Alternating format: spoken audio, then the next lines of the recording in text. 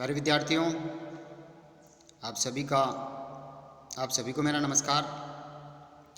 मैं डॉक्टर नेमीचंद कुमावत, सहायक आचार्य हिंदी विषय, राजकीय महाविद्यालय की आपकी इस बीए द्वितीय वर्ष हिंदी साहित्य के द्वितीय प्रश्न पत्र की आज की इस ऑनलाइन कक्षा में मैं आप सभी का स्वागत करता हूं। प्यारे विद्यार्थियों, जो पिछली हाल ही की जो ऑनलाइन कक्षा हुई थी, जिसमें हमने एक ऑनलाइन कक्षा में आपके जो रक्तध्वज नाटक हैं उसकी भूमिका पर चर्चा की थी, और दूसरी जो ऑनलाइन कक्षा थी जिसमें हमने रक्तध्वज नाटक की कथा वस्तु पर विस्तार से चर्चा की थी, और उसी क्रम को जारी रखते हुए आज हम रक्तध्वज नाटक की कथा वस्तु की पूरी समीक्षा को आज हम पढ़ेंगे। यहाँ मैं पुनः आपको स्मरण करा देना चाहता हूँ कि पिछली दो ऑनलाइन कक्षाओं में भी मैंने चर्चा की थी। महर्षि दयानंद सरस्वती विश्वविद्यालय अजमेर के द्वारा जो आपका पाठ्यक्रम निर्धारित है, हिंदी साहित्य की द्वितीय प्रश्न पत्र में 3 पाठ्यपुस्तकें लगी हुई हैं। एक निबंध संग्रह की पाठ्यपुस्तक है, जिसमें निबंध संग्रह की पाठ्यपुस्तक में 11 निबंध संकलित हैं, और दूसरी जो पाठ्यपुस्तक है एकांकी संग्रह हैं, जिसमें कुल 7 एकांकियाँ संकलित हैं, और तीसरी जो पाठ्यपुस्तक है वो एक नाटक है, रक्तध्वज नाटक, जिस पर हम पिछली 2 ऑनलाइन कक्षाओं से चर्चा करते आ रहे हैं। तो प्यारे विद्यार्थियों, हमने एक बिंदु पर चर्चा की थी, और वह बिंदु ये था कि गोविंद स्वामी के बाल्यकाल की घटनाएं जो इतिहास प्रसिद्ध हैं, उनका लेखक ने विस्तार से हवाला इस नाटक में दिया है, और उसी की हम अभी चर्चा कर रहे थे। तो पिछली ऑनलाइन कक्षा में हमने इस बिंदु पर विस्तार से चर्चा की थी कि गोविंद स्वामी के बाल्यकाल की जो कुछ घटनाएं हैं, जिनका विशेष प्रकार से विवरण लेखक ने दिया है, जिसमें भगत पंत हैं उसकी चर्चा की है, और उन्होंने अपने शिष्यों को जो है बेगारी प्रथा को बंद करने के लिए अहिंसक उपायों को अपनाने पर जोर दिया है, और वे एक तरह से भील जनजाति में जन जागरण लाते हैं, अलग जगाते हुए वे दिखाए जाते हैं। और दूसरी ओर उनका एक परिचय जो है पक्खड़ साधु के रूप में, अहिंसक और सत्यवादी के रूप में भी कराया है, और साथ ही वे पढ़ने की इच्छुक भी थे, और एक भील बालक के रूप में थे, जिनको मतलब पढ़ने का एक अधिकार नहीं था, लेकिन एक जो है पंडित जी के पास वह मंदिर में पहुंचते हैं और वह पढ़ने की इच्छा जाहिर करते हैं, और यहाँ तक हम पढ़ चुके थे। तो देखिए, पुजारी जी आगे क्या कहते हैं, उसी क्रम को हम जारी रखते हैं। पुजारी ने बालक गोविंद गिरी जो भील जाति के थे, उनको रात्रि में पढ़ाना स्वीकार किया। उस समय रात्रि में सत्ताधारी लोग जनता पर मनमाना अत्याचार कर रहे थे और उन्हें लूटते थे। रात्रि में ढोल की आवाज़, घोड़ों के टाप की आवाज़ के साथ साथ ही बचाओ, सबको मार डाला जैसी भयानक दर्दीली चीखें, पुकार सुनाई देती थी। पुजारी की सांसें उन चीख पुकारों को सुनकर धौंकनी सी चलने लगती थी। कुछ देर बाद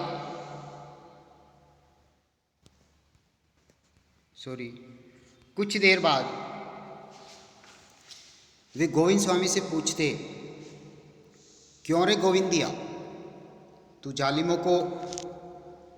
को मिटाएगा, यानी तुम जालिमों की अक्ल को ठिकाने लगाएगा ना, तू अत्याचारियों को मिटाएगा ना। देख रे, तू मुझको झूठ मत बोलना, नहीं तो सारी विद्या अविद्या में बदल जाएगी। यानी पंडित जी एक इस तरह का समाज सुधारक तैयार करना चाहते थे, जो सत्ताधारियों के द्वारा आए दिन किए जा रहे इन अत्याचारों को रोक सके। तुझे ताउम्र पछताना पड़ेगा, तुझे सांप डस लेगा।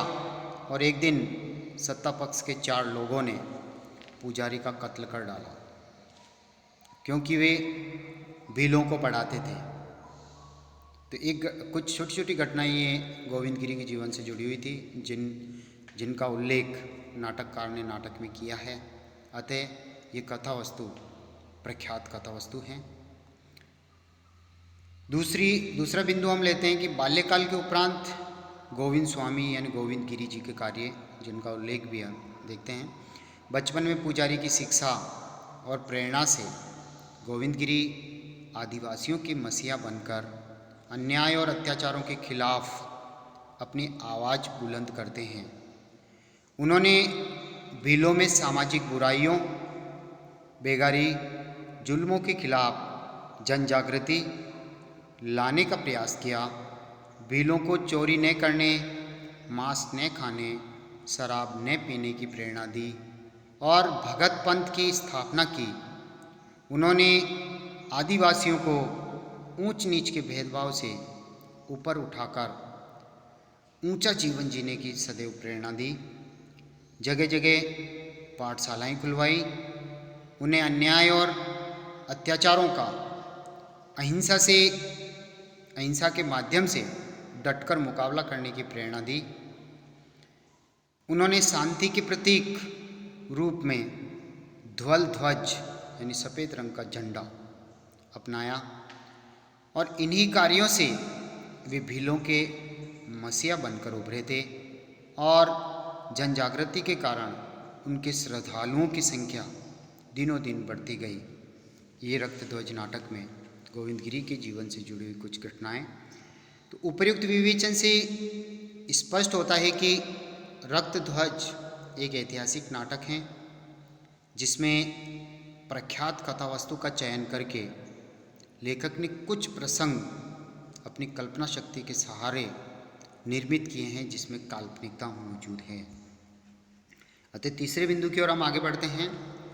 रक्तध्वज नाटक की कुछ प्रख्यात और घटनाएं देखिए। एक तो भगत आंदोलन और संप सभा की स्थापना, ये इतिहास प्रसिद्ध घटनाएं हैं। दूसरी ओर आंदोलनों से यानी जो छोटे छोटे जो आंदोलन हो रहे थे लोक नायकों के द्वारा, इनसे उस समय के जो तत्कालीन जो अंग्रेज सत्ताधारी और देसी जो रजवाड़े थे, उनकी नींदें हराम होना भी प्रमाण सिद्ध हैं।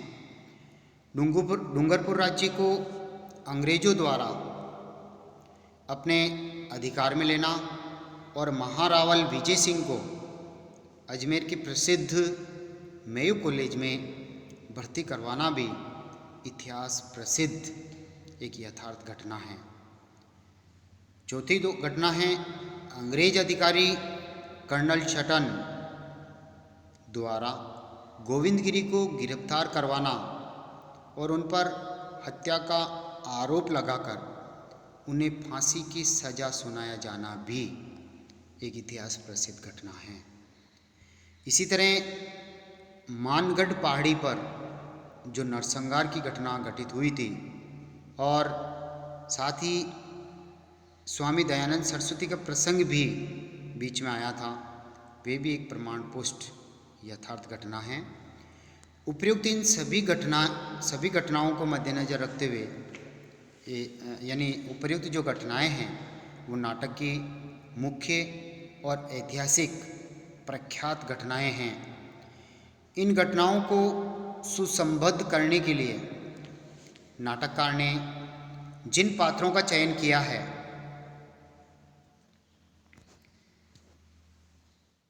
उनमें गोविंद गिरी, महारावल विजय सिंह, राजमाता जय सिंह, दौलत सिंह, नाहर सिंह और कर्नल शटन आदि इतिहास पुष्ट प्रख्यात यानी चर्चित पात्र हैं। नाटककार ने इतिहास के साथ ही कल्पना शक्ति का सुंदर समन्वय करते हुए भील समाज के कुछ पात्रों का चयन किया है जो काल्पनिक हैं, जैसे दित्या, गणेशा, रुकाशा, सुवान, भूरिया, पुंजा, सावंती, चीमी, शमशन आदि पात्रों को चुना है जो तत्कालीन परिवेश में संभावित भी हैं और काल्पनिक भी। निष्कर्षतः कहा जा सकता है कि रक्तध्वज नाटक का कथानक यानी कथा वस्तु यानी विषय वस्तु ऐतिहासिक हैं, यानी रक्तध्वज नाटक ऐतिहासिक हैं और प्रख्यात है। इसकी कथा वस्तु इतिहास प्रसिद्ध, पुराण प्रसिद्ध हैं। लेखक ने भूमिका में भी लिखा है कि बंजारा गोविंदगिरी आदिवासियों का मसीहा था। वह संत परंपरा का जीवट इंसान भी था। वह राष्ट्रीय चेतना का अग्रदूत था। उसने सामाजिक, आर्थिक, राजनीतिक चेतना का दिव्य लोक उपेक्षित तथा निर्धनता के अभिशाप से ग्रस्त वनवासी जनता में फैलाया था, यानी वो राष्ट्रीय चेतना का अग्रदूत थे।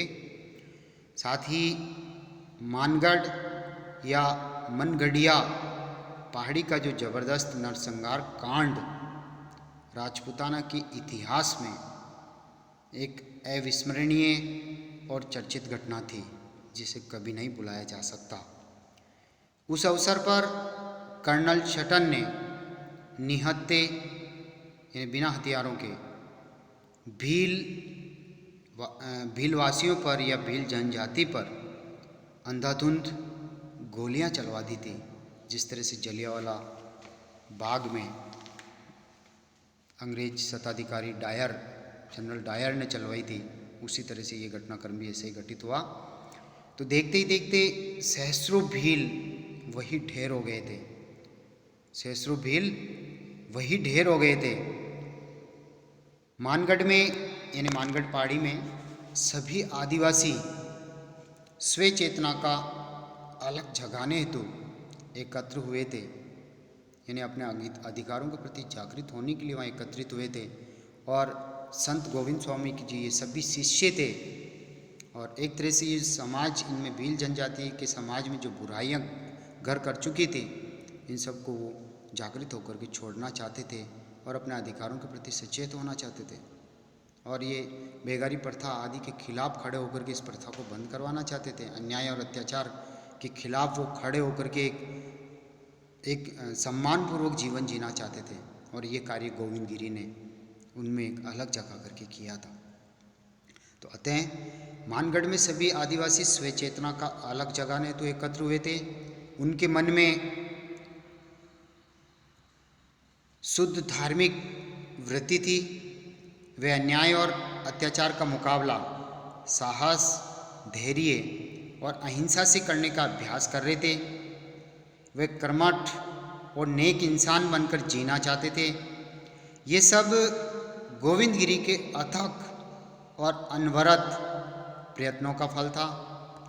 नाटककार ने उपर्युक्त वृत्तांत ऐतिहासिक तथ्यों से प्रमाणित आधारों पर प्रस्तुत किया है।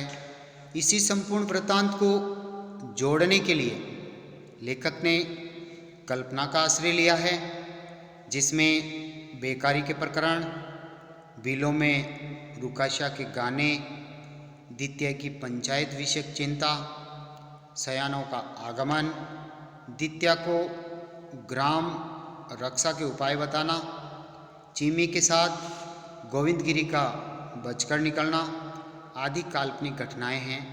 लेखक ने इतिहास और कल्पना का सुंदर समन्वय करके इस रक्तध्वज नाटक की रचना की है।